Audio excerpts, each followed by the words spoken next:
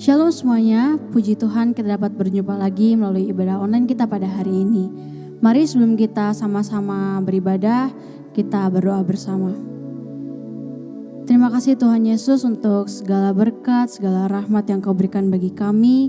Terima kasih untuk kebaikan-Mu bagi kami, hingga pada hari ini kami dapat bersama-sama lagi untuk meninggikan nama Tuhan. Kiranya Tuhan yang memberkati ibadah ini dari awal, pertengahan hingga akhirnya, dan kami serahkan ibadah ini ke dalam tangan-Mu. Hanya di dalam nama Tuhan Yesus kami berdoa dan bersyukur. Haleluya. Amin.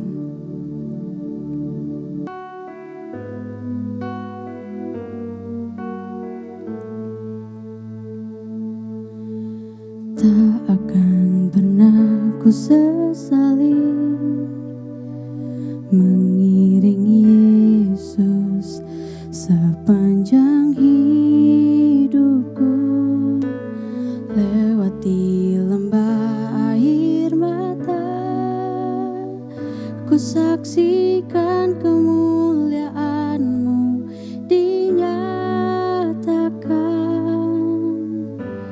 Berapapun harga yang harus ku bayar, ku kan tetap setia melayani, mengasihi-Mu, mengiring-Mu seumur hidupku.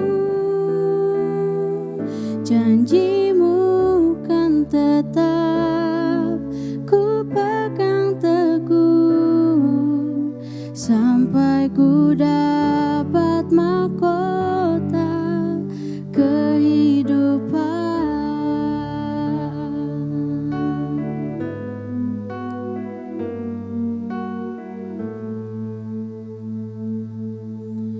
Tak akan pernah ku sesali mengiring Yesus sepanjang hidupku, lewati lembah air mata, ku saksikan kemuliaan-Mu dinyatakan. Berapapun harga yang harus ku bayar, ku kan tetap setia melayani, mengasihi-Mu, mengiring-Mu seumur hidupku. Janji-Mu kan tetap ku pegang teguh sampai ku dapat mahkota melayani, mengasihi-Mu, mengiring-Mu seumur hidupku. Janji-Mu kan tetap ku pegang teguh sampai ku dapat mahkota kehidupan. Sekalipun tubuh dan batinku lenyap, tetap Kaulah Tuhanku selamanya.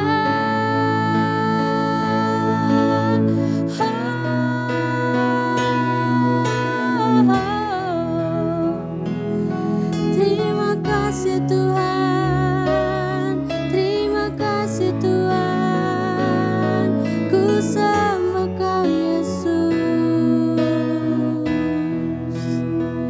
Haleluya, haleluya.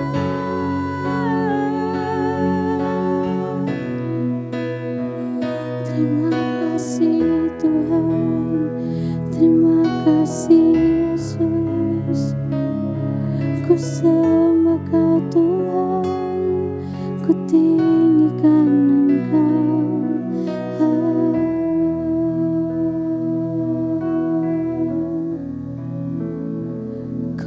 kami Immanuel.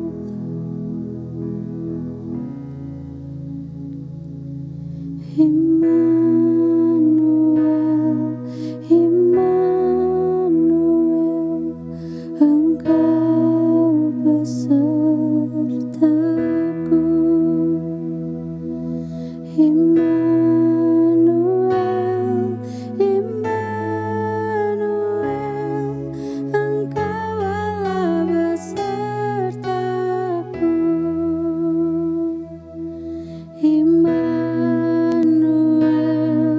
Immanuel, Engkau besertaku. Immanuel, Immanuel, Engkau Allah besertaku. Immanuel, Immanuel, Engkau besertaku. Immanuel, Immanuel, Engkau Allah besertaku. Oh, Kau kuatkan aku bertahan, Kau harapan dalam kesesakan, Kau buktikan kesetiaan-Mu Tuhan, Engkau Allah Immanuel. Kau kuatkan aku bertahan, Kau harapan dalam kesesakan, Kau buktikan kesetiaan-Mu Tuhan, Engkau Allah Immanuel. Engkau Allah Immanuel. Engkau Allah Immanuel.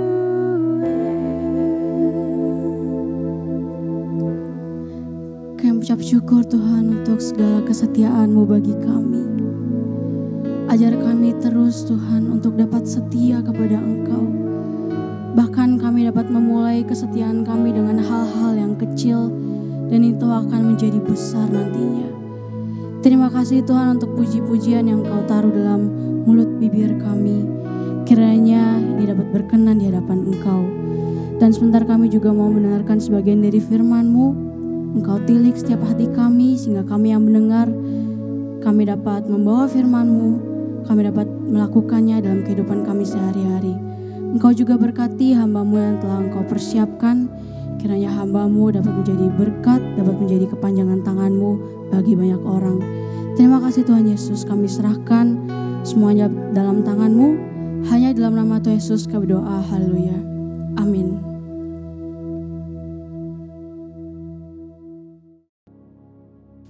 Selamat pagi Bapak Ibu Saudara semua. Kita kembali bertemu di dalam ibadah online CBC.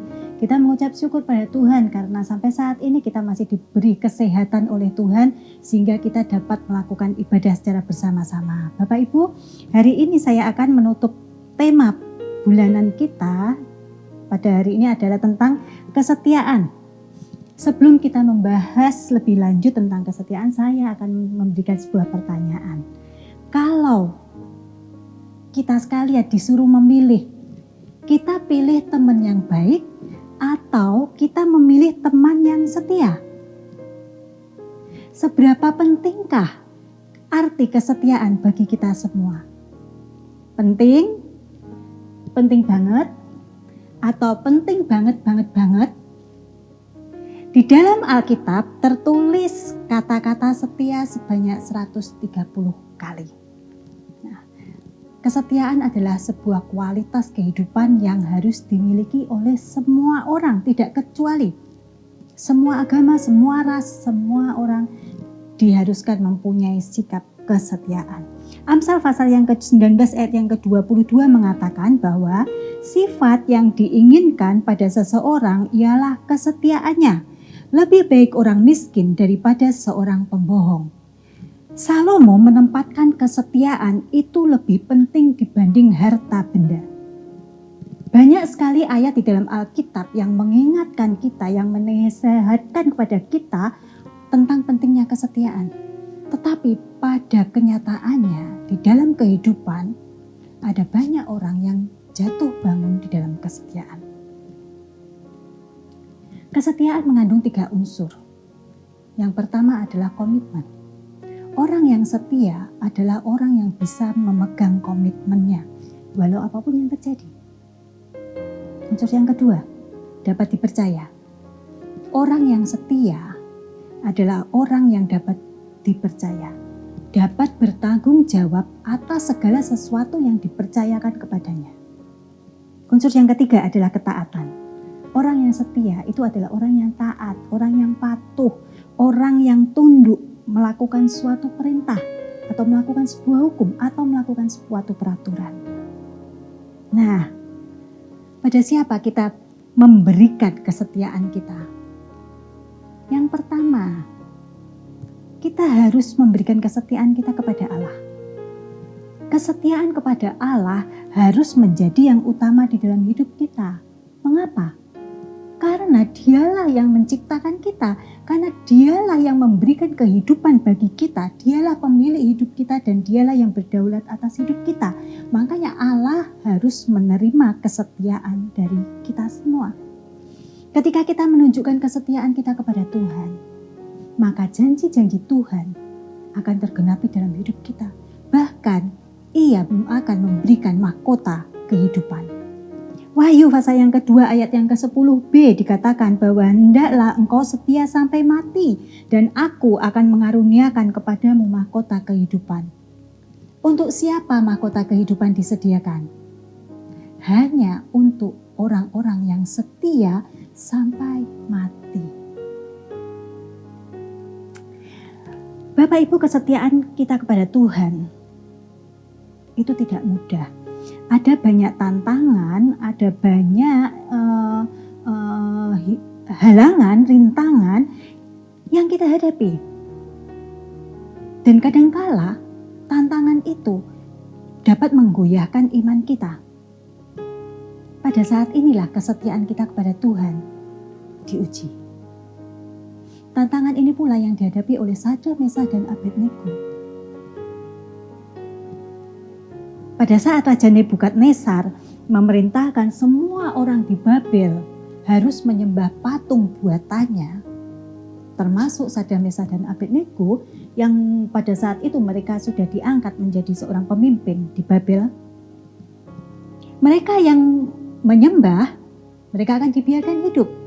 Tetapi barang siapa yang tidak menyembah patung buatan raja, maka dia akan dihukum dalam perapian yang menyala-nyala. Nah, pilihan yang sangat sulit ketika sudah menyangkut nyawa seseorang. Tetapi Sadrak, Mesak, Abednego tidak takut. Kita lihat apa yang menjadi jawaban mereka pada saat mereka menerima perintah untuk menyembah patung buatan raja. Daniel pasal yang ketiga ayat 17 sampai ayat yang ke-18 dikatakan, jika Allah kami yang kami puja sanggup melepaskan kami, maka Ia akan melepaskan kami dari perapian yang menyala-nyala itu dan dari dalam tanganmu ya Raja. Tetapi seandainya tidak, hendaklah tuanku mengetahui ya Raja, bahwa kami tidak akan memuja dewa tuanku dan tidak akan menyembah patung emas yang tuanku dirikan itu. Kata-kata seandainya tidak dalam ayat di atas bukan berarti Sadrak, Mesak, dan Abednego meragukan kekuasaan Tuhan, meragukan bahwa Tuhan sanggup menolong mereka. Tetapi kata-kata seandainya tidak, mereka hendak menyampaikan kepada raja dan kepada semua orang yang ada di tempat itu bahwa kesetiaan Sadrak, Mesak, dan Abednego kepada Tuhan tidak dapat dibeli oleh apapun. walaupun oleh hukuman mati. Kesetiaan Sadrak, Mesak, dan Abednego tidak dipengaruhi oleh ancaman bagaimanapun. Sebagai akibat dari pilihannya, Sadrak, Mesak, dan Abednego harus menghadapi perapian yang dipanaskan 7 kali lipat karena raja yang sangat geram mendengar jawaban mereka. Dan apa yang terjadi? Ketika mereka dimasukkan di dalam dapur api, Tuhan ada bersama dengan mereka. Bahkan tubuh mereka pun pada saat dikeluarkan sama sekali tidak berbau asap. Buah kesetiaan Sadrak, Mesak, dan Abednego bahwa mereka mendapatkan kedudukan yang lebih tinggi lagi. Dan lebih dari semuanya itu, Raja Nebukadnezar, mereka mengakui akan kekuasaan Tuhan, akan penyertaan dan perlindungan Tuhan kepada Sadrak, Mesak, dan Abednego. Dan raja mengeluarkan perintah bahwa barang siapa yang tidak menghormati Tuhannya Sadrak, Mesak, dan Abednego, dia akan dihukum mati. Bapak Ibu, dalam kehidupan ini kadangkala kita diperhadapkan dengan berbagai pilihan, di mana pilihan-pilihan tersebut bisa membuat kita melenceng dari iman kita, bisa membuat kita meninggalkan kesetiaan kita, bisa membuat kita menyangkali iman kita. Belajar dari kejadian Sadrak, Mesak, dan Abednego. Bagaimana kita harus mempertahankan iman dan kesetiaan kita kepada Tuhan. Walaupun kita menghadapi masa-masa yang sulit. Kita tahu bahwa kesetiaan Allah itu tidak pernah berubah. Dari dulu sampai sekarang Allah adalah Allah yang setia. Kalau Allah menyertai Sadrak, Mesak, dan Abednego, maka Allah pasti juga akan menyertai kita. Allah pasti juga akan menunjukkan kesetiaannya kepada kita kalau kita juga setia kepada Tuhan. Bahkan pada saat kita tidak setia kepada Tuhan, Tuhan masih akan menunjukkan kesetiaannya kepada kita. Allah tidak pernah meninggalkan kita sendirian menghadapi tantangan-tantangan yang dihadapkan di hadapan kita. Yesaya pasal 43 ayat 2 berbunyi, apabila engkau menyeberang melalui air, aku akan menyertai engkau. Atau melalui sungai-sungai, engkau tidak akan dihanyutkan. Apabila engkau berjalan melalui api, engkau tidak akan dihanguskan. Dan nyala api tidak akan membakar engkau. Janji Tuhan akan digenapi dalam hidup kita. Apabila kita menjaga kesetiaan kita kepada Tuhan. Kesetiaan kita kepada Tuhan itu juga menjadi pondasi kita untuk setia kepada hal-hal lain di dalam kehidupan ini. Apa itu? Poin yang kedua, setia kepada keluarga dan pasangan. Poin yang pertama tadi adalah kesetiaan pada siapa kita harus memberikan kesetiaan kita. Yang pertama pada Tuhan, yang kedua adalah kesetiaan pada pasangan dan keluarga. Bagi kita yang sudah menikah, kita pasti ingat momen pada saat kita dulu waktu pemberkatan nikah, kita mengucapkan janji nikah. Masih ingat isinya? Apa pada saat kita mengucapkan janji nikah, apa yang ada dalam perasaan kita? Deg-degan, mantap, penuh dengan tekad bahwa aku harus benar-benar menjalani janji nikah itu. Atau ya udah, asal ngucap aja, asal hafal di luar kepala aja. Pada saat kita mengucapkan janji nikah menerima pasangan kita, saling menghargai dan menghormati, saling menjaga dalam keadaan susah maupun senang, dalam keadaan sakit ataupun sehat, kaya ataupun miskin, susah ataupun senang, sampai maut memisahkan. Berarti kita berjanji untuk tetap setia kepada pasangan kita, walau apapun yang terjadi di dalam rumah tangga kita. Namun, seiring dengan berjalannya waktu, ada banyak godaan yang bisa membuat suami ataupun istri mengingkari janji setianya. Masalah finansial, pengasuhan anak, masalah keluarga besar, perubahan fisik. Intinya adalah salah satu pasangan mereka menemukan hal-hal yang tidak disukai di dalam diri pasangannya saat ini. Yang dulunya waktu pacaran itu nggak kelihatan, belum muncul. Atau mungkin sudah muncul tapi dianggap remeh. Semakin dilihat, semakin hari kayaknya semakin nyata, semakin pasangannya berubah. Kesuksesan juga berpotensi membuat seseorang tidak setia pada pasangannya. Bapak Ibu, manusia dengan kekuatannya sendiri, dia bisa setia kepada pasangannya. Tetapi kesetiaan mereka yang berada di dalam Kristus harusnya berbeda dengan mereka yang berada di luar Kristus. Kesetiaan mereka yang di dalam Kristus, adalah kesetiaan yang lahir dari buah Roh Kudus yang ada di dalam diri mereka. Mereka akan sanggup menjaga kesetiaan itu sampai kapanpun dan dalam situasi apapun. Berbeda dengan kesetiaan yang bisa dibuat oleh orang-orang di luar Kristus. Kesetiaan yang lahir dari kekuatan diri sendiri itu seringkali rapuh. Berapa banyak rumah tangga yang diakhiri dengan perceraian karena perselingkuhan.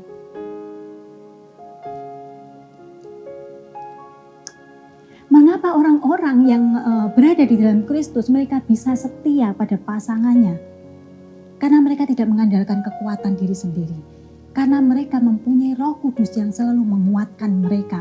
Dan karena mereka taat, setia, berpegang teguh pada firman Tuhan. Maliaki pasal yang kedua ayat yang ke-16 dikatakan, sebab aku membenci perceraian, firman Tuhan, Allah Israel, juga orang yang menutupi pakaiannya dengan kekerasan, firman Tuhan semesta alam. Maka jagalah dirimu dan janganlah berkhianat.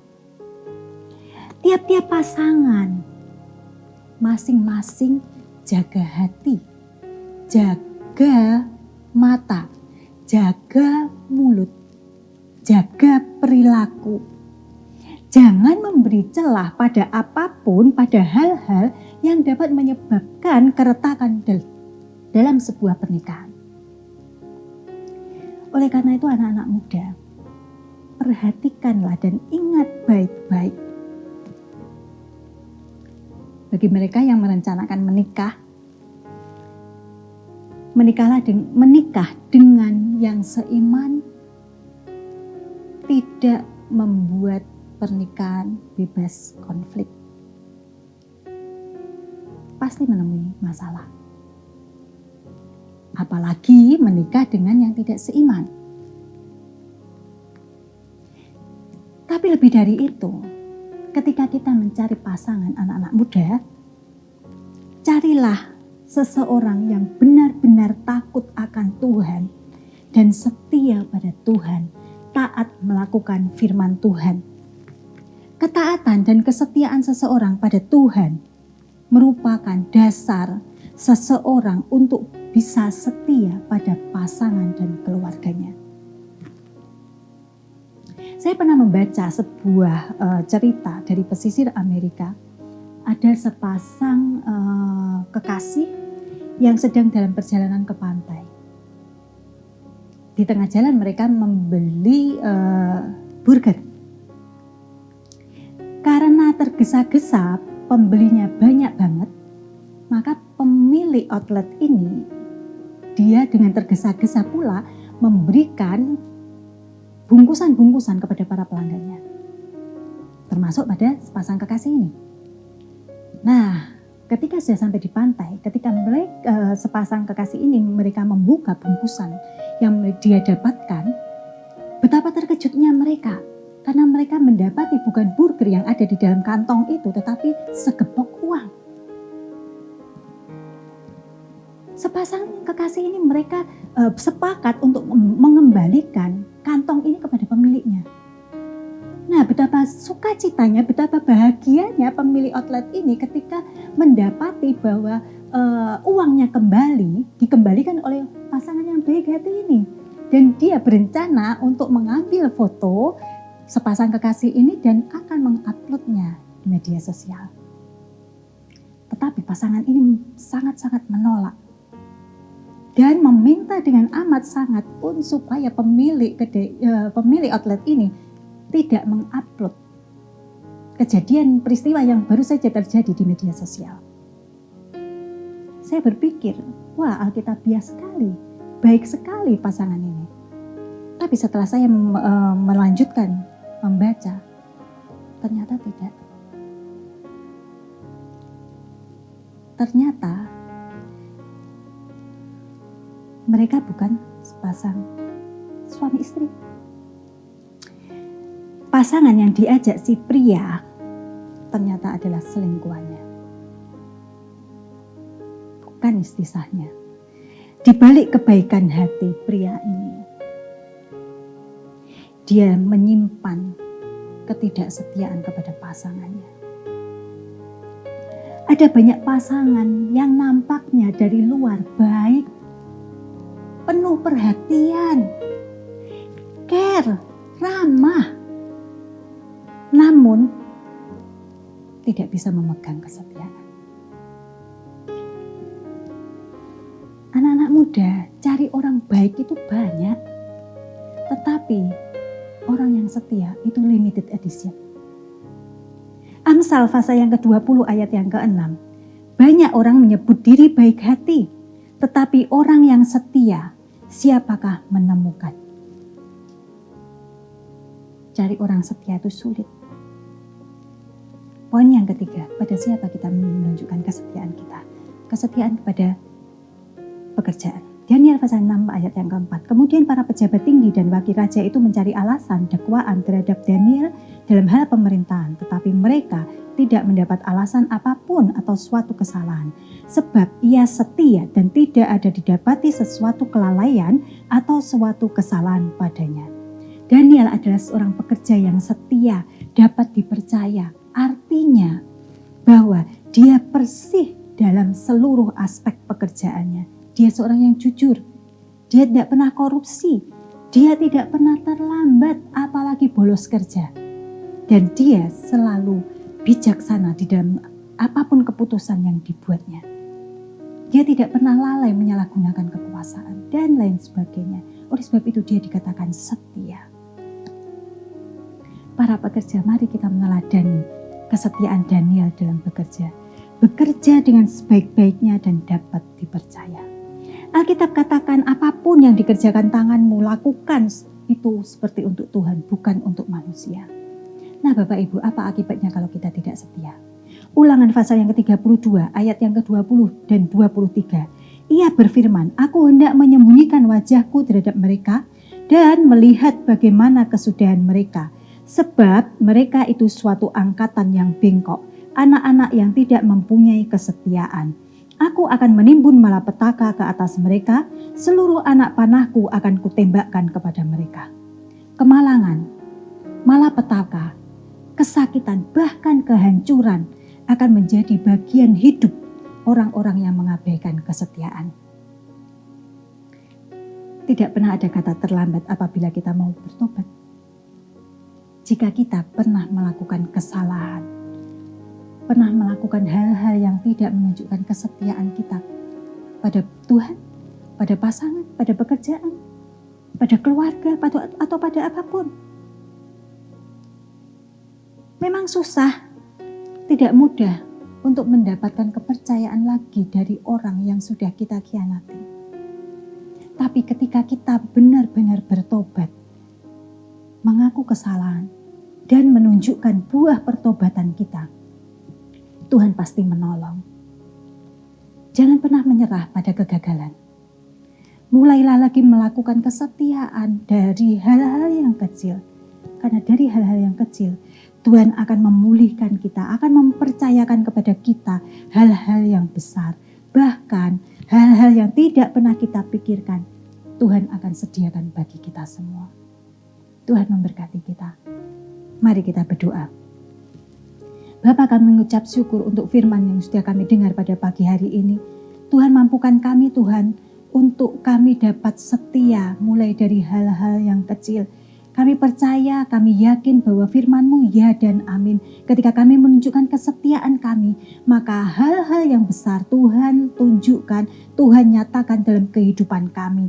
Ampuni kami Tuhan apabila di masa lalu kami melakukan ketidaksetiaan Tuhan.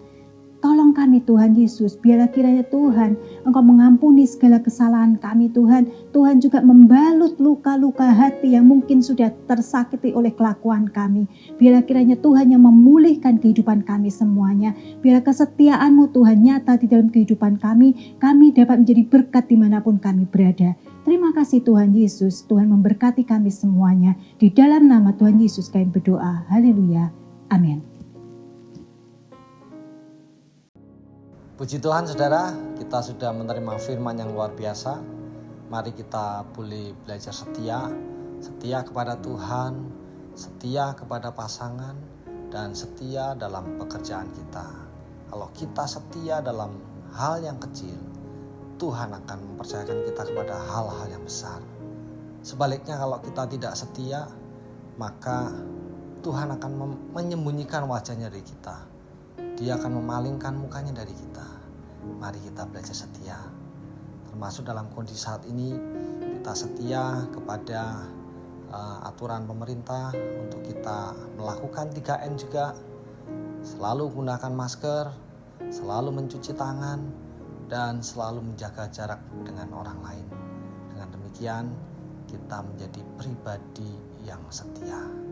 Mari kita akhiri ibadah pada saat ini dengan kita berdoa bersama-sama, dan saya undang kita semua berdiri. Mari kita berdoa bersama-sama. Tuhan Yesus, kami bersyukur kepada Engkau atas segala berkat yang Tuhan limpahkan dalam hidup kami, dalam ibadah yang sudah terselenggara saat ini Tuhan. Kami percaya Tuhan, berkat-Mu melimpah atas hidup kami, dan kami boleh belajar menjadi pribadi yang setia kepada Engkau Tuhan. Kalau kami setia kepada Tuhan, maka kami akan setia kepada hal-hal yang lain Tuhan. Mampukan kami Tuhan, Roh Kudus menolong kami Tuhan, untuk kami terus setia mengiring Engkau Tuhan. Menjaga iman kami, apapun yang terjadi, kami tetap setia kepada Tuhan. Memberkati setiap pelayan sudah melayani dalam ibadah saat ini, Tuhan pakai mereka. Tuhan boleh melihat kesetiaan mereka. Tuhan boleh memberkati mereka. Setiap jemaat dan siapapun yang mengikuti ibadah saat ini, dimanapun mereka berada, hamba berdoa Tuhan boleh memberkati mereka. Tuhan boleh campur tangan atas hidup mereka. Segala beban, problem, masalah yang mereka hadapi, Tuhan boleh menolong. Tuhan boleh memberikan kemenangan. Dan kami percaya Tuhan, Engkau Allah yang setia, Engkau Allah yang selalu menolong hidup kami. Dan kami akan terus beriman dan percaya kepada Tuhan, Engkau pembela hidup kami. Terima kasih Tuhan Yesus. Yang sakit Tuhan jamah, Tuhan sembuhkan. Yang punya problem masalah, Tuhan boleh menolong, sehingga kami boleh menang atas setiap problem masalah kami. Tuhan berkati umat-Mu dimanapun berada. Mereka yang bekerja, Tuhan berkati pekerjaan mereka. Mereka yang berusaha, Tuhan memberkati usaha mereka. Mereka yang studi, berkati studi mereka. Mereka yang di rumah, Tuhan boleh menolong segala aktivitas mereka. Dan Tuhan memberkati setiap umat-Mu. Tak lupa kami juga doakan keadaan bangsa dan negara kami. Tuhan boleh menolong, Tuhan boleh menyembuhkan setiap yang sakit. Tuhan juga boleh menolong aparat yang berjaga-jaga. Tuhan juga boleh menolong alat tenaga medis yang juga bekerja. Tuhan memberkati pemerintah yang ada, memberkati semuanya Tuhan. Terima kasih Tuhan Yesus, kami bersyukur. Dan sebelum kami akhir ibadah, kami saat ini kami rindu Engkau sendiri boleh memberkati kami. Oleh karena Tuhan Yesus, kami bersama-sama angkat tangan kepada Engkau. Kami mohonkan segala berkat daripada Tuhan. Saudara-saudara yang kekasih, terimalah berkat dari Allah Bapa di surga. Cinta kasih sayang dari Putra yang tunggal, Tuhan Yesus Kristus Juru Selamat kita, dan persekutuan yang indah dari kuasa Roh Kudus, kini tinggal terus menyertai memberkati kita, mulai saat ini sampai selama-lamanya. Terimalah dengan iman di dalam berkat nama Tuhan Yesus Kristus yang percaya katakan, amin.